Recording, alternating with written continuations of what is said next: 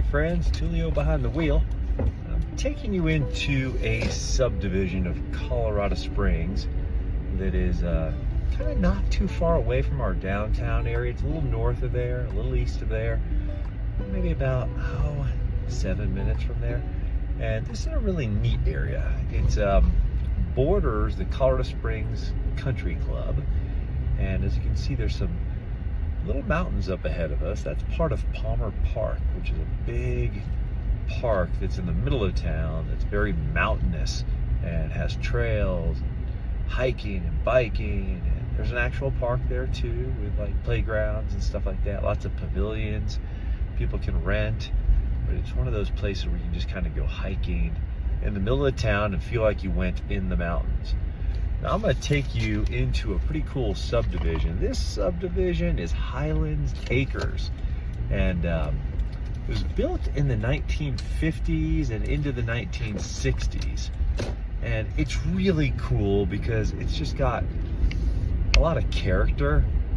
And there's homes of different floor plans, but you will see more ranch style homes.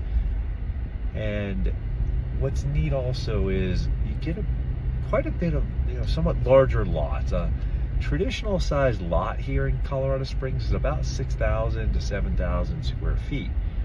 And I would have to say that for the time these homes were built, they had to be for the more affluent, in all honesty, because these are like 2,200 to 3,600 square foot houses on 1/4 acre to 3/4 acre lots, depending on where they sit. And many of them border the golf course. So it's a neat area. It was a neat area then, and it still is a neat area. As you can see, when they built these homes, they used a lot of brick. And in all honesty, you don't see that much anymore here in Colorado Springs. It's much more of the wood siding, the hardy board type siding is the common exterior nowadays. Some homes have switched and started to go towards stucco, but brick is rare. And in this neighborhood, it's predominantly brick. And as you can see, predominantly ranchers. Now, every now and then you'll see some bi-levels, tri-levels, stuff like that. But these are kind of sprawling homes. And because we're here in Colorado Springs, there's also basements with these homes. So not only are they long houses, they also have like a whole second level that's just as big as what you see above grade.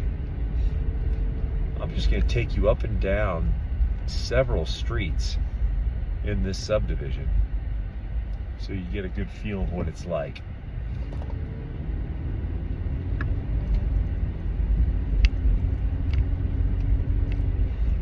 You can see up ahead the mountainside where some of the houses back up to that mountain. And when you live here, we don't really call it a mountain, but it's like one, just because we have a lot bigger mountains than that. Some of the homes here sit a bit lower on the street that I'm on right now.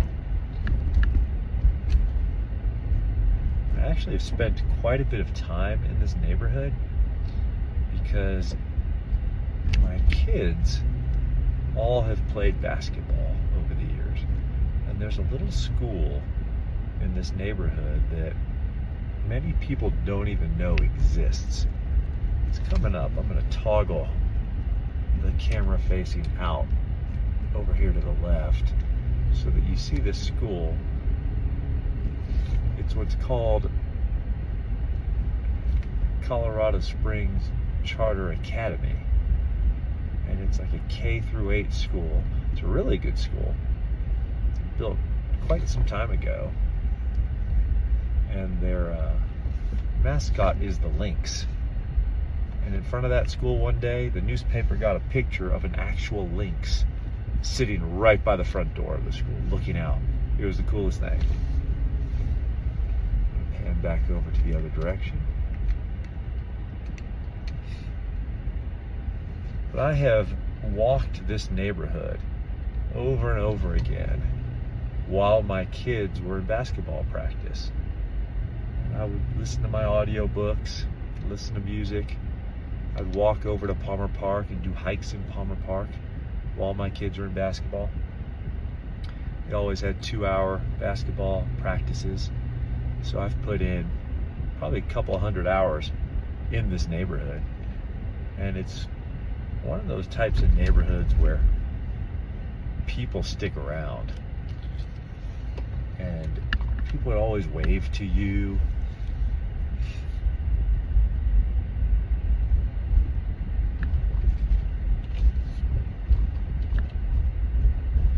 Now, one thing it's very obvious here is that there's lots of big trees. And with older neighborhoods, you will see more mature trees. I've got a client couple from Florida that recently moved here, and they're in a short-term rental for about a month while they were house hunting with us. We found them a house in this area, and they love it. It's got a lot of character. There are big trees, and with big trees in older homes, I always recommend that, not just for older homes, but for pretty much any home, but definitely older homes with big trees. We recommend to have the sewer line scoped. So our home inspector does that as kind of an add-on to his home inspection offerings. Some inspectors don't have that, and you have to hire a separate company then, like a Roto-Rooter company or someone like that with a camera, and they will actually either access it through a clean out in the front yard, which is like a PVC pipe sticking out if a house has one, or they have to pull a toilet and run the camera line through and all the way out to the sewer main in the street. We do that to make sure that the sewer line is intact, that it's not separated or doesn't have a ton of roots coming through it, or that it's not like collapsing or smashed. And that can happen from the weight of driveways. It can happen from trees, tree root systems, stuff like that. And the materials have changed over the years that they make sewer lines with. Now it's the PVC, pretty strong stuff. There's been times where they're made of metal. They can be made of clay tile, which doesn't sound all that strong, but apparently it was really good during the era. But if a sewer line's not good, it has to get either repaired or replaced, and that is a big undertaking, and insurance doesn't often cover it. So it's very wise to spend the extra $150 to have your sewer line scoped, to make sure that you don't have to spend $7,000 to $15,000 on a new sewer line. And it's not just the sewer line. They have to dig up your front yard, and you have a mound of dirt as tall or taller than your house. And they put all the dirt back, and you have to re-landscape often, because the companies that do the sewer line repairs are not landscapers. They just fix sewer lines and replace sewer lines. So with particularly with older homes and older homes with a lot of trees in the neighborhoods, definitely recommend having a sewer line scope. But you can see as I go through different streets, we pass some two-story homes, some bi-levels, tri-levels, but mostly ranchers. And at the time that I'm filming this, it's fall. There's still some leaves on some trees. We have a lot of big pine trees here. We have some maples. You'll see a lot of aspens in Colorado. Most of them have lost their leaves right now.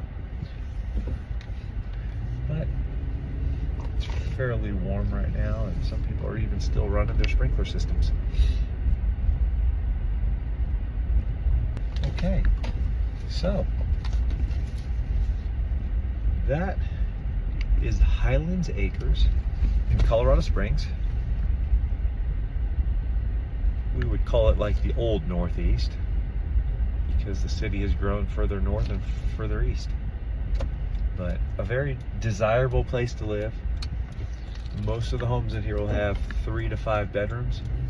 Most will have basements. Most will be on about a 1/4 acre size lot. And you know, you have to think back to the late 50s and 60s as far as what the insides would be like. Many people have updated them. So, but a super cool neighborhood, not far from downtown Colorado Springs, really close to our big park, mountainous park called Palmer Park, and real easy access to both I-25, our highway that goes north-south, and easy access to Academy Boulevard, which is a main artery here in town as well. So, you know, if one is open to a little bit of an older style of home that awards you a lot of neat attributes, like larger lots closer to downtown, kind of cool architecture, I would say, brick on the exterior type stuff, then Highland Acres might be for you. All right. Hey, if you like these videos, make sure to follow, like, or subscribe, and I'll keep bringing you more.